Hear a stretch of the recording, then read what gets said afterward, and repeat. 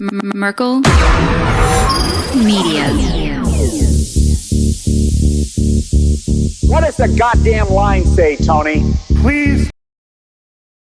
Language. Then what? I'll be arrested, put in airport jail? Look, you're going completely sideways, man. It's a big club, and you ain't in it. How dare you? Mr. Speaker, the President of the United States. I'm Chris Hansen with Dave on NBC. Jack Marius Tack-Theratrix. Hi, I'm Spartacus. Jackson, Sacramento, he, him. Steven Seagal. Sex offender guy. Omar Gutafi. I'm Rick James. Through the lies. The hijacker. Believe that. We cannot track $2.3 trillion in transactions. And a plan for world domination. Learning about Cuba, having some food. Let's talk about Chinese people. Have you ever been in a Turkish prison? Swangles and Fort Lauderdale. I have sent 6 of my Libyan missiles to blow up the Sears hardware department. Nothing could be more fun than jumping off a cliff with 2 German bisexuals. Oh, you English are so superior, aren't you? Thank you, comrade. And now, macroaggressions. That's what assholes call it. With your host, Buddy, I don't know who you are, but you're about to get chlamydia. Charlie Robinson. Hey, Whitey, where's your hat?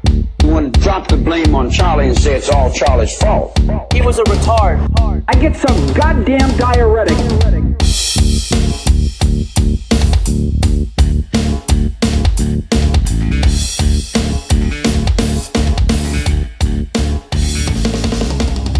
Welcome to Macroaggressions. I'm your host, Charlie Robinson. If you are watching us on Rockfin, Odyssey, Band.video, Vigilante.tv, or you're listening wherever podcasts are served, we appreciate it. Thank you so much. We know you have a lot of options out there. If you want to, you can share this show with your friends and family. You can follow me on Twitter at Macroaggression, or you can go to the website, theoctopusofglobalcontrol.com. Thank you to our sponsors who make this show possible. Legal Shield has been in business for 50 years.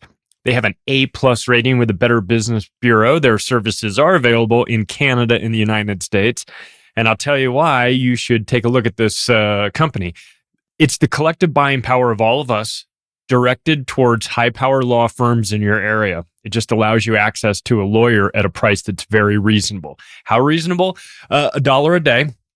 $30 a month will get you in the door, get you access to an attorney that you have that you can contact whenever you need it. You'll have an app on your phone. If you have questions about your rights, you can reach out to them. If you have questions about a contract that your work wants you to sign, or you need a medical power of attorney, a financial power of attorney, you need a last will and testament, they've got you covered for all of these things. And these things cost thousands of dollars if you go to a traditional law firm. You need them. You've got to have them. You don't want to get the state involved in your affairs after you die. So keep them out of that. Have a will and testament when you die. Hopefully it's not tomorrow. This will cover you, cover your family more than anything. It's not about you at this point. You're dead. It's about your family. So do them a huge favor and get the state out of your affairs. Divide up whatever you want it, however you want it done. But you have to have that stuff done legally, or else it's just not going to hold up in a court. Have people battling over it. So look, do this. Go to the website that they created for us and take a look and see if it's right for you. If you think it is, then like I said, it's very reasonably priced. It's reasonably priced because they have so many members that keeps the prices low. So go to the website, www.don'tgetpushedAround.com. Take a look at it for not just the Legal Shield, but the Identity Shield. The small business plan is available there. They have paperwork for you if you're a gun owner or a gun carrier. Look, the IRS wants to put 87,000 agents out on the street. It's not for the billionaire class, I assure you. It's to come get involved in your business. Now, that may not wind up happening after all, but look, just the fact that the government views you as the enemy, I think should tell you everything that you need to know. And of course, the IRS has nothing better to do than hassle you for trying to send $600 transactions through PayPal. So look, you have to have an attorney for all kinds of reasons, but this is another reason. So go to the website, don'tgetpushedAround.com, see for yourself, see if it's right for you. Also, thanks to Chemical Free Body, they are making The best supplements out there, I know because I take them every single morning and they work. And that's about the best I can say about that, is that in an industry filled with scammy people and shitty products that never really work, we've found a great company run by a fantastic guy, Tim James, who's been on this show more than anybody else and always gives us great free health advice that we appreciate. But he also has a company called Chemical Free Body, and they sell great supplements that actually do what they say they're supposed to do. So I'll tell you what, if you're in the market, if it's 2023 and you decided this is the year I take back control of my health because I'll be damned if nobody else is going to do it for me, well, go to Chemical Free Body, maybe do a little looking around and see what you find. If you find something you like, use the promo code MACRO to save yourself some money. Maybe it's Pat Militich's Super Soldier formula that you're looking for. That's a good thing. Maybe it's the Detox Bundle, which is gut detox, toxin detox, ultra enzymes, probiotics, and you mix that together with Green 85 in the morning, or well, you take Green 85 and then in addition, you add these capsules on. That'll thin you out. That'll thin you out for sure, because I did it and I had to buy new shorts. So, and I don't have weight to lose. I really just am fortunate in that sense. So that's chemicalfreebody.com, promo code MACRO, save yourself a little bit of cash. Okay. Well, I'll tell you what, sometimes you go out and read an article and it changes your mood for the day. And that happened to me. That happened to me yesterday. I was reading an article from a guy named Jim Quinn over at the Burning Platform. This article got picked up by Zero Hedge, and so Zero Hedge put it out. And I love Zero Hedge's stuff. I mean, I think they're really balanced, and they show a lot of. They got banned by Twitter because they proposed the question about, hey, maybe there's something to this lab link idea, and Twitter said, "Oh, you've got to go. You just can't be here." So I like them. They're not, they're middle of the road, which makes them seem, I guess, conservative these days. I don't know. But I like what they're doing up there. And I think they do a good job. So I'm reading this article from Jim Quinn and I'm going, everything about it is correct. I was angry about it not because it was a bad article. I was angry because it was a great article. And everything he was saying was true. So what was it? Okay, so he was talking about the Great Reset. He was talking about what that means as far as the things we lost, the things that changed, the things that we're no longer able to do, the ways we're no longer able to think. Because of what we went through with COVID, and it's, I think everybody has COVID fatigue to an extent, talking about it, thinking about it, but it really was the most transformational event in my history, in my lifetime, maybe even more so than COVID. I mean, even more so than 9/11, because 9/11 brought it. Well, I don't know. I mean, they're similar, but in some respects. But 9/11 brought in like different laws, Patriot Act, wars. It brought in this era of paranoia towards Muslims, and that was horrible, obviously. But I wasn't a Muslim, so I didn't bear the brunt of that. COVID brought in an era of not paranoia necessarily. Well, I mean, there was paranoia, but it brought in just an era of stupidity where there were so many people doing such recklessly stupid things, like sanitizing their grocery bags before they put them in their cart, or standing on a dot, or going one direction down the aisles of a grocery store. COVID broke people's brains in a way, in conjunction with the media, but in a way that 9/11 didn't. 9/11 was like traumatizing. It was like watching a snuff film. You saw people jumping out of this building, and you you empathized with them in a sense. And you thought, well, God, I wouldn't want to be up at the top of those buildings too, with all this fire and you've got nowhere to go and you're jumping out and that must be terrible. And we were all sort of dragged into this ritual and we were forced to watch it, and we were forced to watch it over and over again. And that definitely had a psychological toll, on everybody. Everybody paid a price for that. But COVID was different. It required you to not just see somebody as the enemy, where at 9/11 said you have to view Muslims, they're all Muslim extremists, terrorists, despite the fact that none of them can actually fly planes and they didn't do any of this. But you're supposed to feel that way. But with COVID, you were just supposed to feel angry, and so you were just supposed to be scared and really not know who to direct it at. It could be you. It could be the guy down the street who's not wearing the mask. It could be the person that refuses to stand on the dot or goes the wrong direction down the grocery store aisles. You saw that people didn't know where to direct their anger. You saw these hidden camera, the videos of people that were filming out at Walmart where somebody's going insane because somebody else won't put on a mask and they're freaking out. And people just didn't know where to. They were scared and they didn't know who to run to, and they didn't know where to show their frustration and their anger and their fear. And so they directed it at innocent people. And it was frustrating, but as a writer, it was fascinating. As somebody that was being, trying to sit on the top of the hill and write it all down as it was happening. It was wild. I don't want to go through it again. It doesn't matter what I think, of course, because if they want us to go through something like that again, we will go through it again. But Jim Quinn's article just really, really got to me.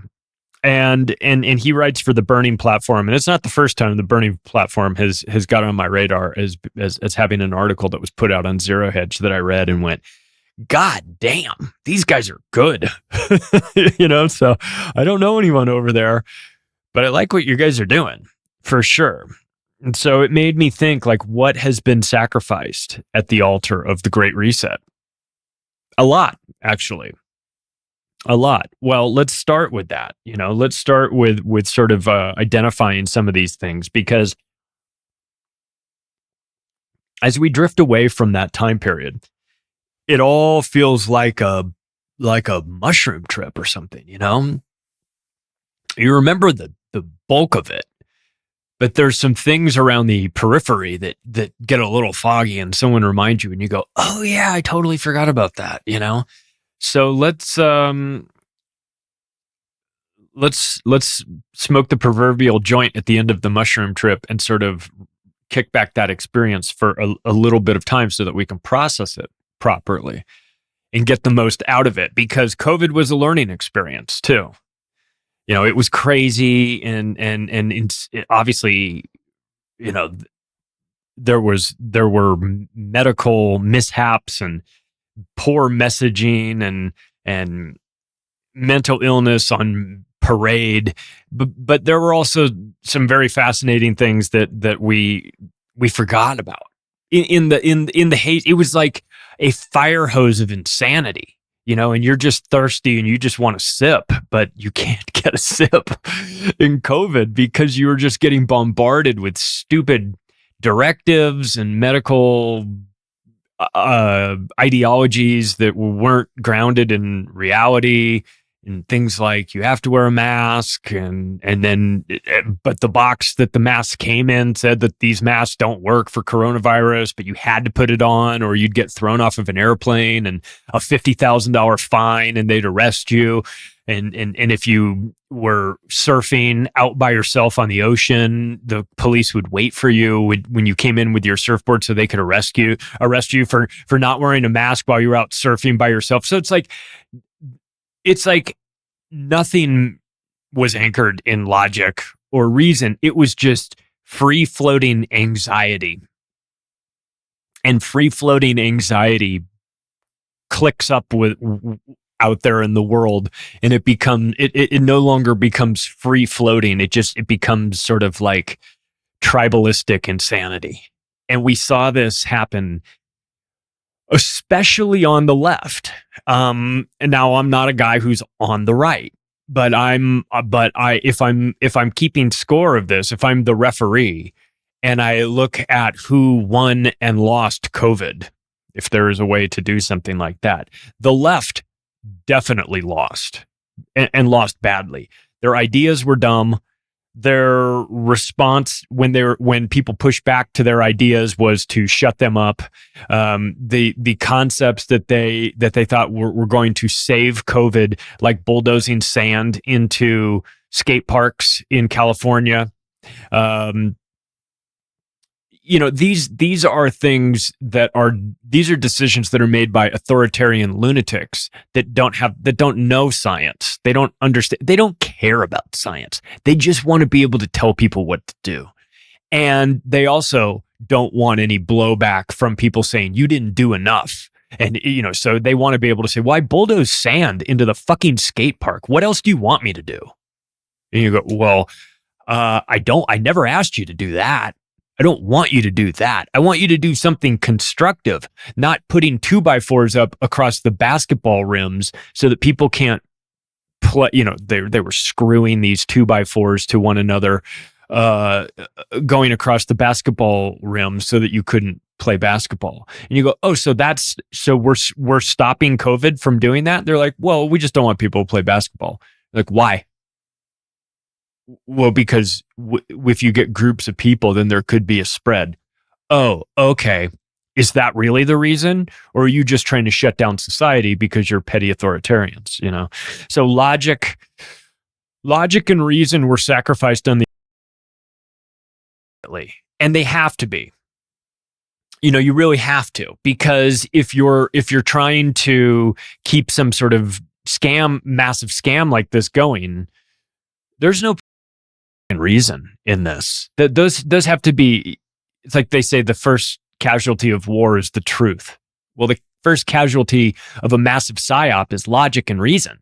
It has to be gotten rid of. You can't have people sitting around holes in the official narrative with things like, but it has a 99.98% survivability rate and a median death age of 80. Do you really think it's necessary? Are there a lot of 80-year-olds at the skate park?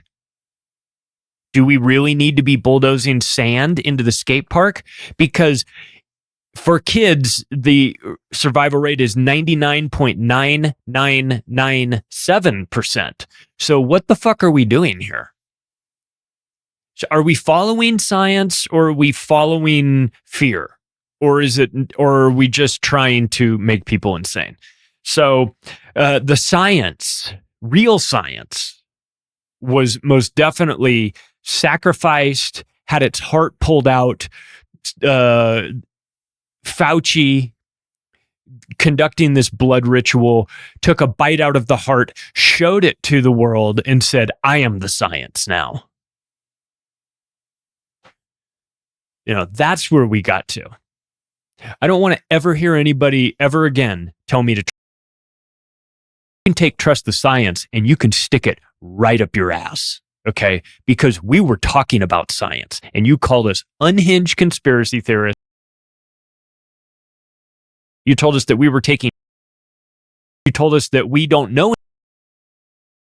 Shouldn't be allowed to talk about this. You had us removed from schools. You had us removed from airplanes. You had us removed from work. You had us removed from funerals. You had us removed from weddings, from hospitals. You had us removed from everything because you didn't like our version of science. And guess what? We were right and you were wrong. So where's my apology? Where's my apology from all the people that called me anti-science? How wrong was I? How wrong did I get this? And I'm not the only one, of course. Where's my apology from Scott fucking Adams, who is doing the best I think he can do to try to apologize for his behavior? But what I need you to do, Scott, is I need you to admit that when you called conspiracy theorists lucky for getting this right that you were in fact just projecting. I need you to come clean about that, because I will not accept the answer of, I was wrong, I got this wrong, but you people only got it right because you were lucky. There was no luck involved, Scott. I wrote a book in 2017 detailing the criminality of the pharmaceutical industry. So I didn't get lucky with this guess that the pharmaceutical industry was corrupt and broken beyond repair. I have it documented in a 540-page book about it. Okay? So there was no luck. We didn't guess. We didn't go into a meditative state like Nostradamus and write a bunch of rhyming quatrains about what was going on. We said, this is the industry that you're talking about. These are the players in the industry that you're talking about. They're all convicted felons. Let's start with that. Let's start with the pharmaceutical industry being run by companies that are all convicted felons. Okay. And work backwards from there. So when you start from that place, you don't put Fauci on a pedestal. You put Fauci in handcuffs. That's where my starting point is. Scott Adams was, let's give this guy a chance, right? So science and logic were desecrated at the altar of COVID. Critical thinking was as well. It was replaced with herd mentality. And you know, the thing about the herd is that when you deviate from the herd, when you stray a little bit from the herd perceives you as a threat to the rest of the herd because you're now drawing attention to yourself. You're now saying, I'm not a part of that herd anymore because I don't want to go where they're going. I'm going off somewhere else. Now, the herd looks at you and they say, you're crazy. Why would you leave the security and safety of the herd to go off by yourself? And you may be thinking, because you're going the wrong direction. And I may have safety and security with the herd, but not if I'm going the wrong direction. So I'd rather go the correct direction by myself and take my chances than go down the drain with all you retards. You got it wrong. You got it wrong because you were never going to get it right. You were following the wrong people. That's lesson number one. Wake up and pay attention to who you're listening to. Don't take my word for any of this, okay? I'm just some dipshit who writes books and does podcasts and everything. I get a lot of things wrong, okay? Don't take my word for it.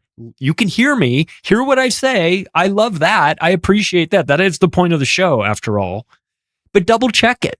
Run it through your filter. See if it coincides or connects with what you think. Maybe it doesn't, and that's okay too. I'm not running for mayor here, you know? I'm just throwing these ideas out here. You know, a lot of people connect with them and some people don't, and that's okay. It's okay. You're not going to agree with everything I think. God, they'd lock you up and throw away the key if you did. So, but I think that some of these ideas that I'm proposing, some of the things that I see, I think a lot of people see. A lot of people in our sort of universe see this. And it's fascinating to me that other people, you can sit them right next to you, you can show them this same evidence, and they just cannot see it. They just can't allow themselves to see it. But you've made the decision that you'd rather, you know what's really going on, even if that comes at a horrifying cost. And of course it does.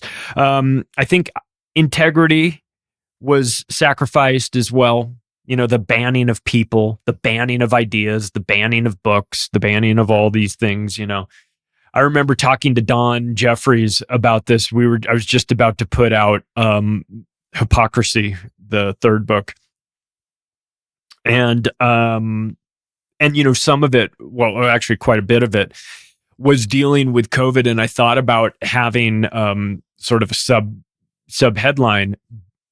I had it written a different way, as opposed to surviving in a world of cultural double standards. I had it a different way early on, and talking to other authors that had problems with books. I decided to not put COVID in the title. So, like, you know, because I knew that there was a possibility that we were in a book burning mode, where anything that had COVID in the title in any way, shape, or form could be deemed as a threat. and taken down. So I didn't put that in the title. But that's, the idea that I had to even think about that is because of COVID. Personal responsibility, I believe, was sacrificed at the altar of COVID. It was, I don't understand all this. This is too sciencey for me. I'm just little old me. I can't figure this out. You tell me what to think, Dr. Fauci. You tell me what to think, Dr. Birx. You tell me, Stefan Banal, like over there, like which vaccine of Moderna should I take? Which one should I? Which Pfizer? Hey Borla, which one of the Pfizer shots should I take? Their answer is going to be you should take them all. You should take them on the schedule that we say you should take them on, and fill yourself up because together we're protected. And you don't want to hurt your family, do you? And you don't want to let down your community, do you? And you don't want to be the weak link. So they preyed on your goodness. They preyed on your ability to want to help your family and to want to protect your community. And I don't want to get my friends sick and I don't want to get my kids sick. And I am a good person. And they preyed on that because they're fucking bastards. And that's what they do. They prey, they're predators, and they prey on the weak. And you, in this scenario, are weak for caring about other people. It's not normal. And I don't think that you're weak because you care about other people, but they do. They see it as a sense of weakness and an opportunity to strike. You know why? Because they're predators. And that's what their job is. So I think that people need to take some personal responsibility for their own lives and not outsource your critical thinking to the guys that are the convicted felons over and tell you what they want you to hear. And they'll tell you in a way that is very convincing. They didn't get to be the CEO of these companies for being dumb. They're very good at what they do. They're very manipulative. They have relationships with the government and the media. They pay the media a lot of money to say the right things about them. This is a massive industry. So I understand that you might feel like you're at a severe disadvantage by saying, I don't understand the science. I don't know all of this stuff. What am I going to do? Am I going to dig into this and realize that Anthony Fauci was wrong? And as a matter of fact, yes, that is your job. And that's why there are so few of us on this side that actually did. Well, I am going to check this out. I'm not going to just take Anthony Fauci's word for it. I'm going to check this out. So, a duty and obligation to the truth, that's gone by the media and anybody working in the pharmaceutical industry. They don't feel an obligation to the truth. COVID destroyed industries. It destroyed the healthcare industry. The healthcare industry is never coming back. You lost the healthcare industry when you put out the TikTok videos of dancing nurses. You sealed your own fate.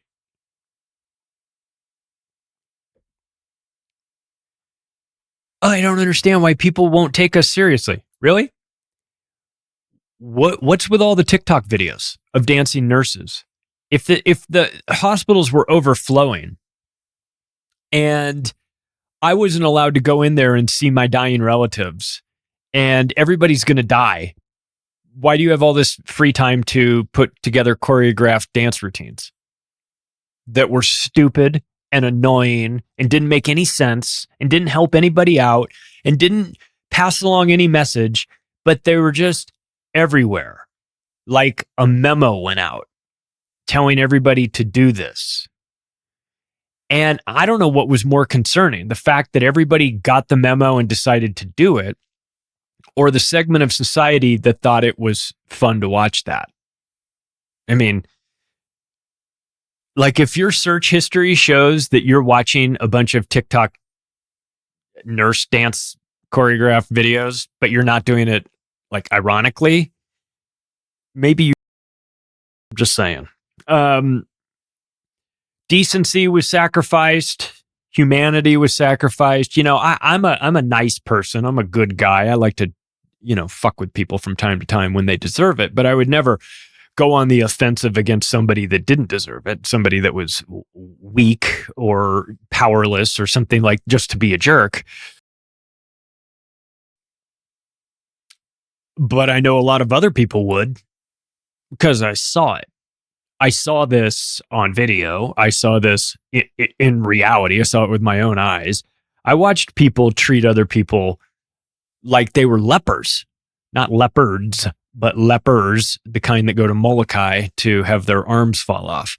I watched that. I watched police treat women who you've seen the video of the Australian cop grabbing that woman by the throat because she refused to put a mask on. The crime of refusing to put a paper mask on that doesn't work was enough to get you choked out by a cop.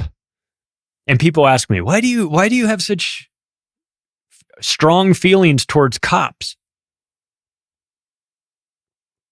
Well, I don't know. Why do I?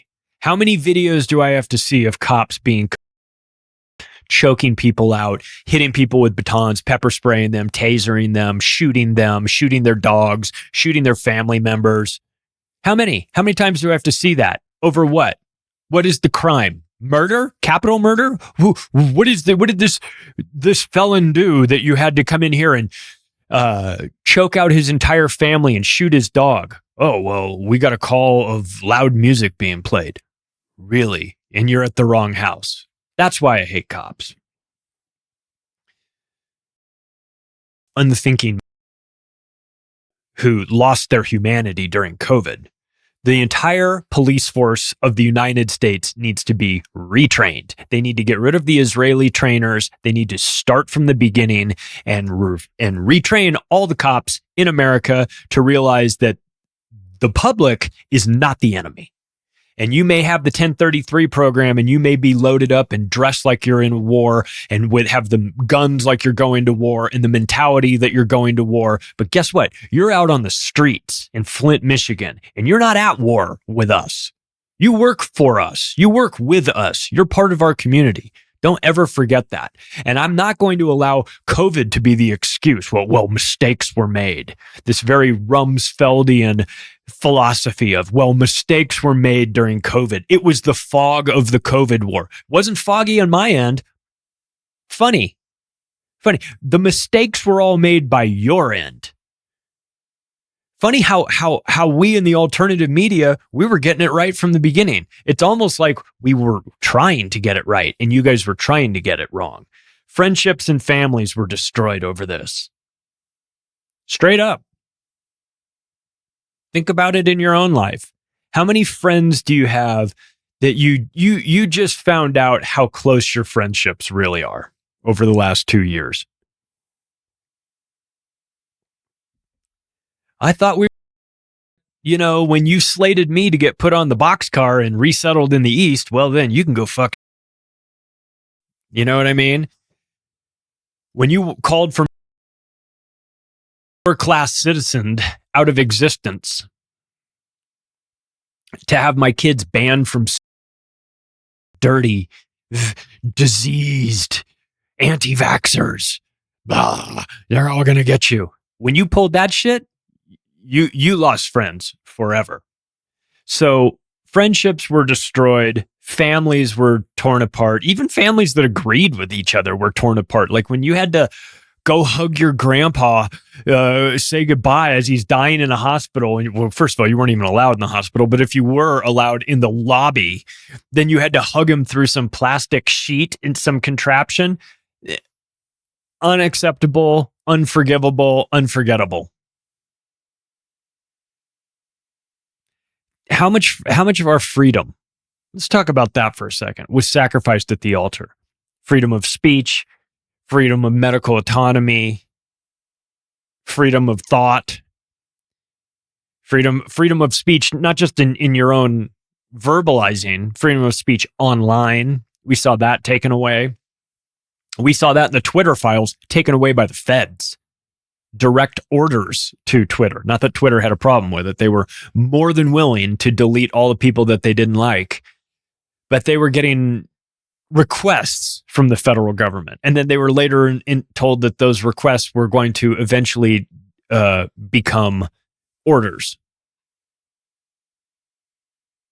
All of this, let me remind you, all of these things, all the death of logic and science and critical thinking and integrity and personal responsibility and our sanity and our freedoms and our decency and our friends and family and all this money and all this stuff was sacrificed for a virus that is so deadly that you had to get tested just to know that you actually even had it.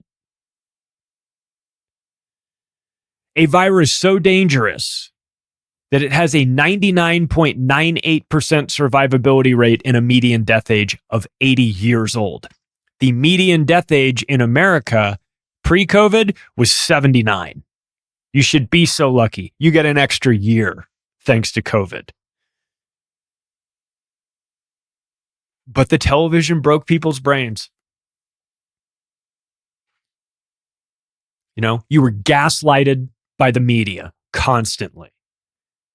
I'm not giving people a pass on this, okay? I want to be fair. I want people to be held accountable. They should need to watch their own behavior over the last 2 or 3 years in a very defending your life sort of way. I don't know if any of you have ever seen that movie. It's one of the greatest movies ever made with Albert Brooks and Meryl Streep, defending your life, where he goes to like purgatory, right in between earth and heaven or wherever, and he has to go on trial to defend his life. And the defense of his life has to do with how many times did you show fear?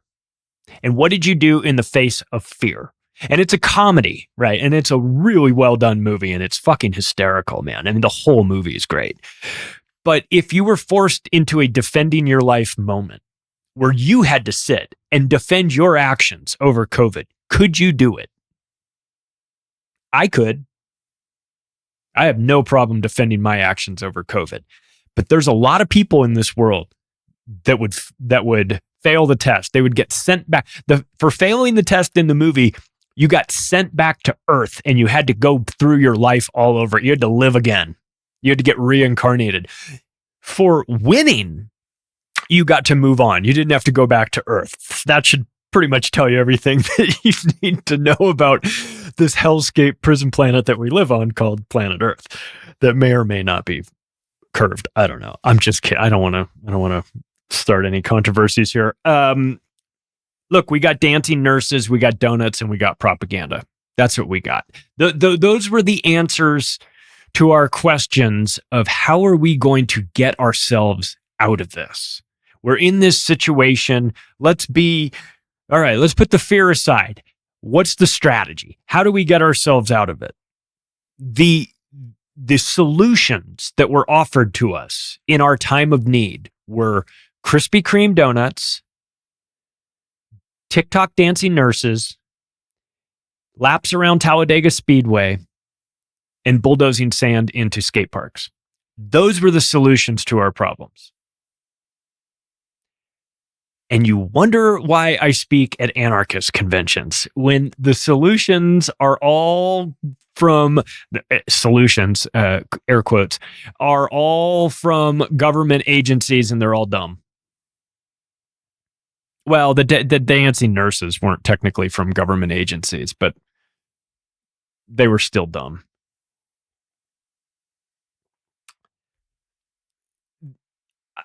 Look, part of the reason why it's important to rehash this, and a lot of people may say, well, we've been through COVID. We were there. We lived it. We don't need the recap. I get that. I fully do. And you probably don't need me to go through. I mean, I'm not going to go through. I do not have an Alex Jonesian style of notes for this. This is an easy one. It's just 2 pages, right? Because we were there and we saw it and we lived through it and we know for the most part, we know what happened. Like I said, kind of forgot some of the stuff around the edges, but now you remember it and you have a good laugh. But the reason why I think it's important for us to recognize the psychological operation that happened to us and get very honest that we were part of a psychological operation, and to be familiar with the tactics and to recognize the way the propaganda was delivered and who delivered it and how they did it. And it's important for us to study this because we're going to be seeing it again. Okay. You're going to be seeing the same, maybe not exactly in, with the same characters, but Hollywood loves a remake. And you'll get COVID 2 Electric Boogaloo at some point, right? And it may be virus related, but more than likely, the same tactics that were used to psychologically traumatize and reprogram the society for a virus with a 99.98% survivability, one of those invisible enemies out there, is most definitely going to be used the next time around when they're trying to scare you about another invisible enemy, which is climate change. Okay. The climate change lockdowns are coming. They're coming. It sounds crazy now, but get in your DeLorean and go back to 2019. And I tell you that COVID lockdowns are coming. You'd tell me I was crazy then too. They're coming. Extrapolate out. Think of what you see right now. Think of the lockdown, the normalization of lockdowns that happened. Think of how the media operates. You're already starting to see 15-minute cities in the UK. I talked to Richie Allen about this. We talk about, this idea that, you don't need to be driving all over town, right? We'll keep you within this 15-minute city. What do you need outside of this 15? You've got everything that you need here. I mean, if you don't like it here, we can move you to the Line in Saudi Arabia, where you'll have everything within 800 meters of you. It'll be even closer, because it'll be a prison. This is where they want to take us. So the reason why it's important to kind of relive COVID a little bit is to remind yourself of the tactics that were used, because you're going to see them again. Okay. Government dictates from idiots, losers, grifters, pedophiles, and liars. That's who gave us the message of COVID. Those types of people.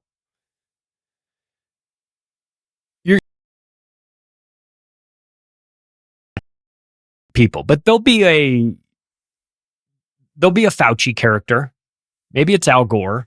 Probably not. Do you see Al Gore's rant at Davos? Out of his fucking mind. Best friends with Ken Lay from Enron, who may or may not have actually died from a heart attack after receiving a 25-year sentence. I think Jeff Skilling's out of prison now. Or he should be close. Those guys did 25 years of federal time, which means you have to serve 85%. Ken Lay died, allegedly. Or he's at the same Club Med where Jeffrey Epstein is, and all the people from MH370, wherever they're in some episode of Lost somewhere. I don't know. Look, we've got, what did we get for our sacrifice is the question. Well, we got we've got $31 trillion of unpayable debt. Did that help? We had 80% of all dollars in existence being printed during COVID. So don't tell me we didn't get anything out of COVID. We got hyperinflation out of it. You're welcome. And a push for CBDCs, a push for that, because they're going to say, well, we've got this hyperinflation and it's destroying this dollar, and the dollar is a dying system because we've killed it. And we're going to have to move on to something else, because we got to give all you people universal basic income. You want free money, right? You don't get free money for free. You do have to do something. You have to get a digital wallet, and you have to accept it in the form of US digital dollar coin, or whatever it's going to be called, Fed coin. So we're getting that. We're getting unprecedented inflation. Obviously, that's a byproduct of printing 80% of all dollars in a 2-year period. Funny how that happens. You get massive unemployment, and the figures are horseshit. Of course, we know that. The figures that they're showing, they're like, Joe Biden's like, I haven't done a great job in my administration. I've got unemployment levels. Like, listen, your unemployment numbers, multiply them by 4. Okay, that's what they really are. Stop trying to lie to us. They think we're so stupid. They roll out these numbers and they're intentionally low. I mean, you have to do some sort of calculation in order to just kind of get to reality. So whatever Joe Biden's unemployment figures are, multiply them by 4. If he says it's 5%, it's 20%. And, what else did we get for our sacrifice? Well, we got mass formation psychosis. We got introduced to that term. And I think a lot of people maybe didn't know what to call it. It's like I know it when I see it, but I didn't know it had a name. It's the clicking up of everybody into the herd with a shared belief system in general, but maybe just a shared belief. This is what got you the NPCs that you see. This is the mainstream media. This is it's the Jedi mind trick of getting you to believe things that aren't really true. As my cat navigates the soundboard, and I hope doesn't step on the button. So what happened in this mass formation psychosis? Well, it was the complete removal of common sense from the equation. It just, again, like I said, critical thinking, logic, all that has to be disarmed first. Think of it like you're breaking into a house. The first thing you need to do is you need to figure out where the burglar alarm is and disarm it, right? The first thing you need to do when you're running one of these scams is find where the critical thinking and logic component is and disarm it. Turn it off. Because if you've got those things going, the scam's going to be really difficult to pull off.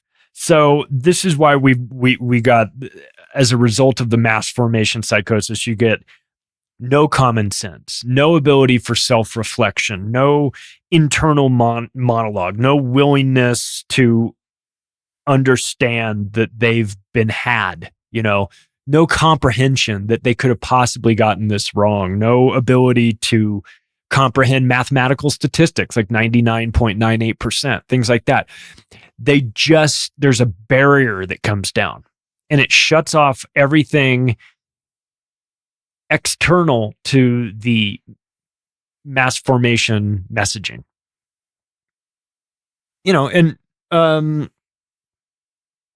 And look, let's talk about one of the things that it also did. It turned off the logic, critical thinking, and reasoning component of the brain, but it activated a different component of the brain for a lot of people. It gave them purpose. It gave a lot of people that really have no purpose. And whenever someone says no purpose, I immediately go back to the movie The Jerk when he's like, I've got a special purpose. These people did not have a special purpose before COVID. But COVID gave them a special purpose, right? They were able to go out there and save their neighborhood, save their family, save their friends, save their neighbor had too many cars in the driveway over on Thanksgiving. I saw they had cars in the driveway. They had them on the sidewalk. They even had some across the street. They were parking down the street. They must have been having a party. So I called the police. You bet I called the police. I called the police right away because we can't have that super spreader event. This is the mentality, right? It gave people with no purpose a special purpose, like Navin fucking Johnson, okay? Riding around talking about their special purpose. So this is the reason why I think it's important. Again, take the COVID cult behavior, and that's a regional thing. I'm protecting me, my family, my immediate vicinity from certain death. That's COVID, right? Take that and now remove the COVID chip from the NPCs and insert climate change chip into the NPCs. And now think about it. Now I'm not just saving me. I'm not just saving my family. I'm not just saving my neighbors. I'm saving the world. I'm saving the entire planet. I've never done anything with my life. I've just been sitting at home reading comic books all day long. Haven't had a job. Living in the basement with my parents. I've got nothing going on. But now I'm going to save the world. And you better gas-powered weed whacker or I'll shoot you or whatever. Okay. That's same mental illness traits that we saw during COVID are going to reappear under the climate change.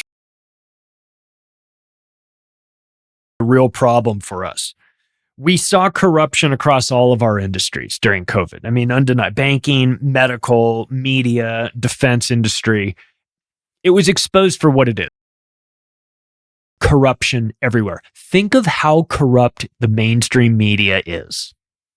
You know they're my number one target, but think of how corrupt they are. They know that the world, I mean, maybe not anymore, but and certainly not our little world, but the world was going to look to them to figure out how to behave in the era of COVID, right? We don't know much about this. It's March 2020. Things are sketchy. We're starting to get information in. People are starting to get sick on the other side of the world. We think it's coming here. What do we do? What should we expect? The media had an opportunity to be a shining light on the hill and to say, first thing we need to do is not panic. We need to be reasonable. They didn't do any of that. Of course they did. I'm not saying I expected them to do any of that. They just, because my expectations for the media are very low.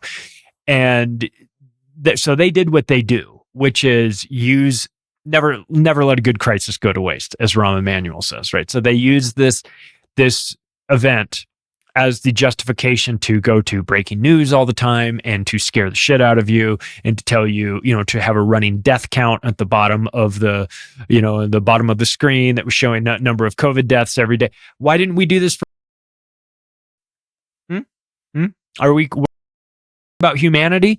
Why don't we have a running counter at the bottom of every news broadcast every day showing how many fatties have dropped today because of ding-dongs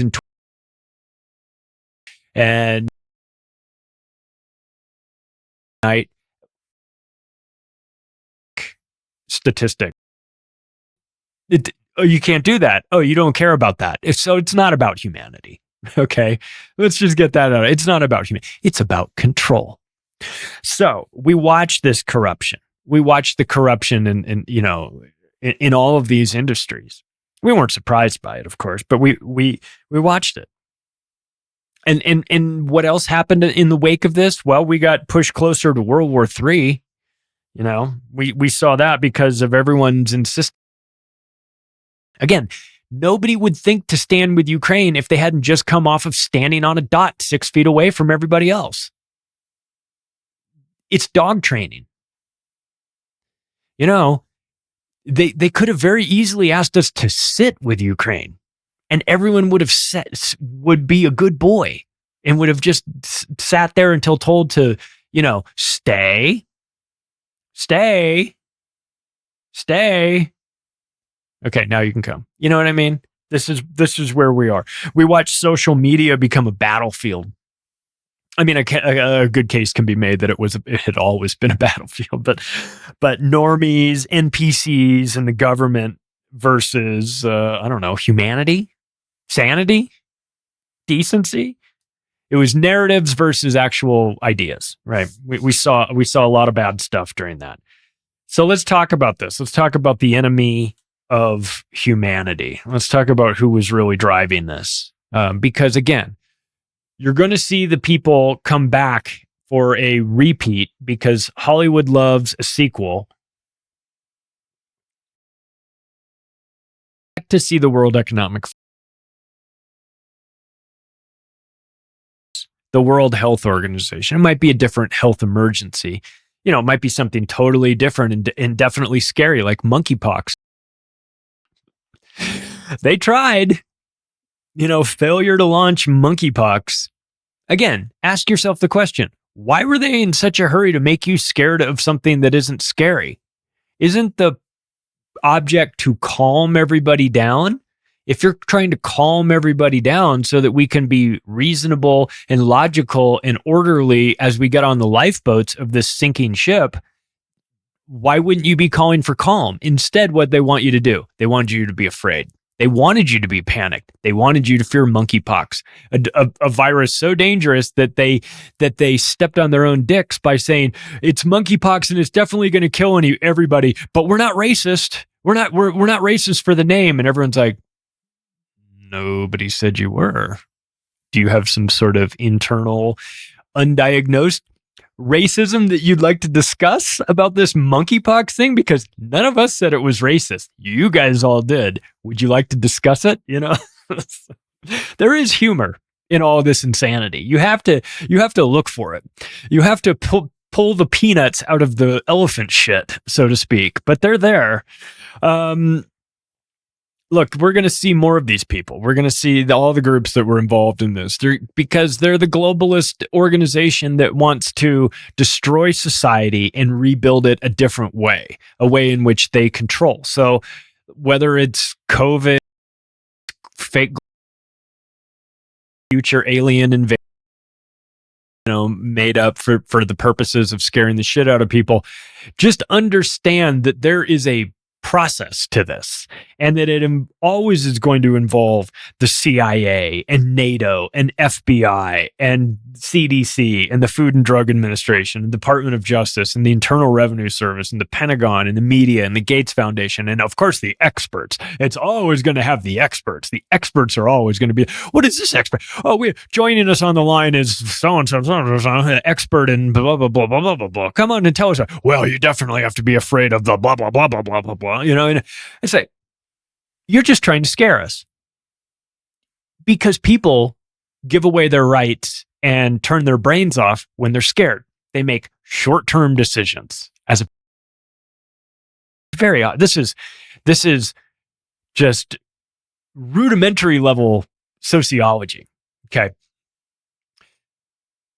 So if we know the plan, and the plan works whether it's COVID or climate change, the plan is still the same. The framework is still the same. The boogeyman, the invisible enemy, well, it's still invisible, but it's a different invisible enemy, and it's definitely going to get you. But the solution always involves a removal of your rights and a paying of more money in taxes to some institutional body that's going to make the invisible thing go away. Whether that's carbon in the atmosphere, which we need, or viruses that come out of laboratories.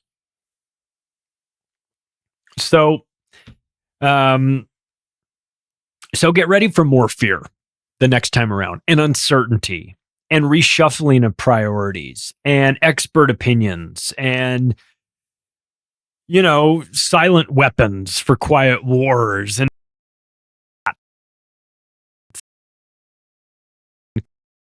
all these things. I mean, it feels like we are at a crossroads for humanity right now. Where do you want to go? Do you want to live in a world where everything is fake, or do you want to live in a world where everything is real? I don't know. I don't know if we're going to get to the world where everything is real, because right now everything is so artificial. The outrage is artificial. The people on social media are probably not even real. The opinions are manufactured by focus groups and think tanks. We're being proposed options, solutions to our problems that involve us medical assistance in dying. Okay. Society. You have a broken leg, having a bad fight with your girlfriend? Oh, we've got some options for you here in Canada. Yeah. Oh, hey, listen, on top of this, I have to bring it up in case you were curious. We do offer medical assistance in dying if this heartbreak is just too much for you, or this sprained ankle is really going to fuck up your Friday night. I mean, we can always kill you.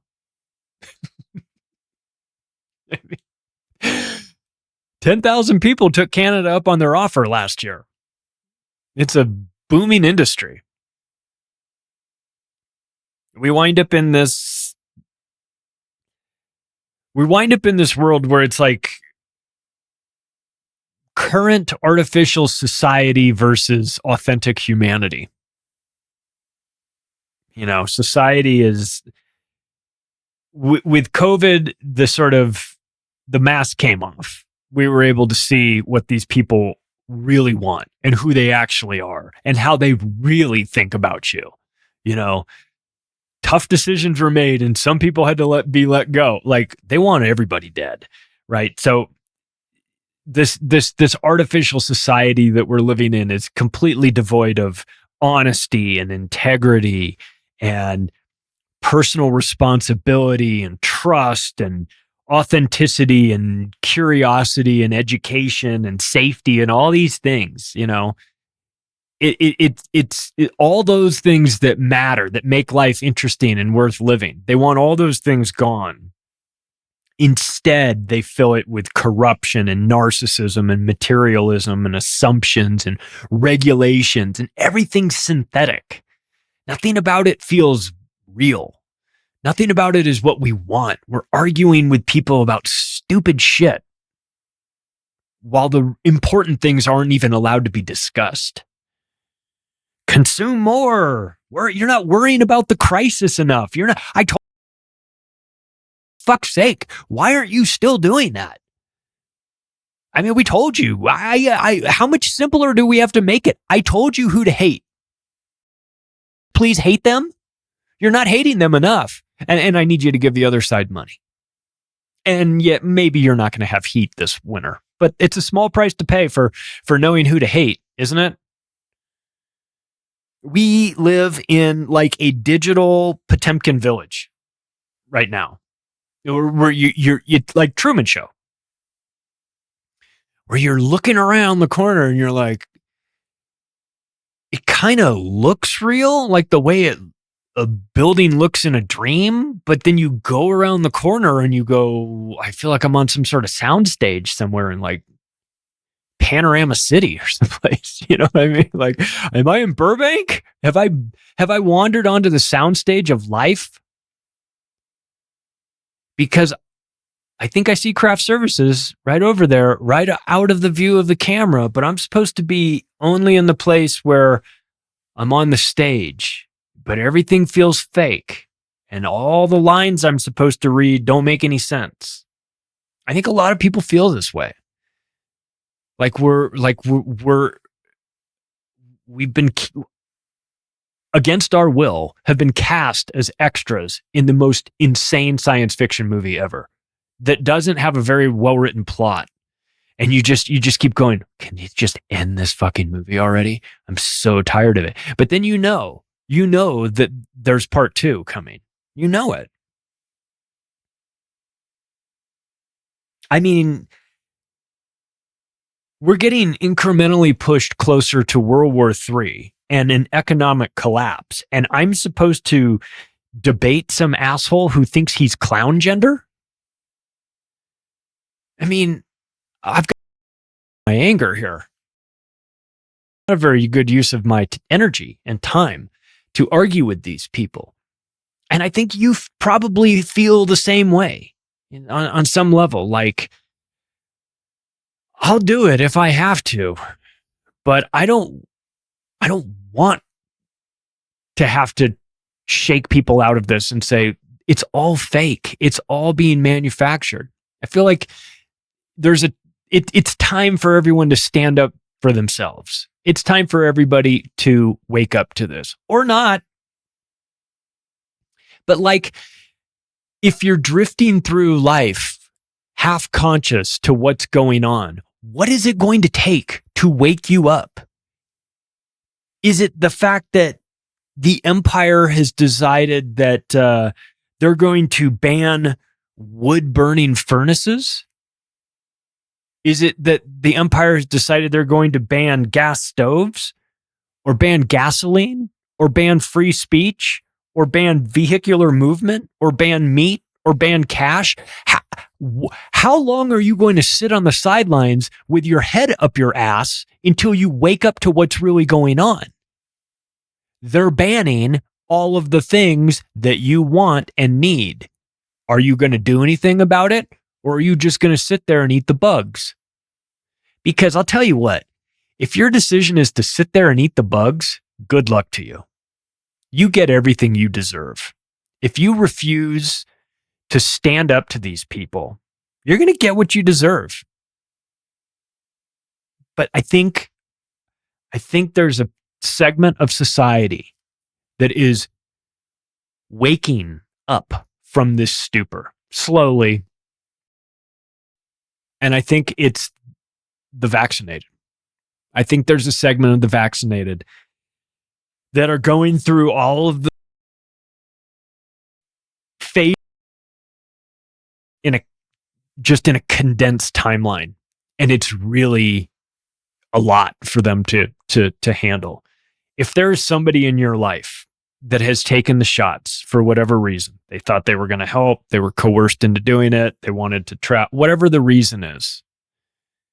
And as long as they weren't authoritarian dickheads and trying to tell everyone that they're going to die unless they take them too.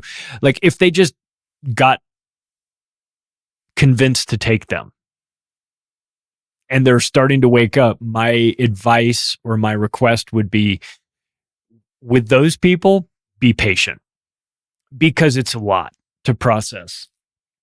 And if you're listening to this, you've gone through that process at some point where you've said, I just don't think that the world in which it is presented to me makes a lot of sense. It seems fake. I want to figure out what's really going on.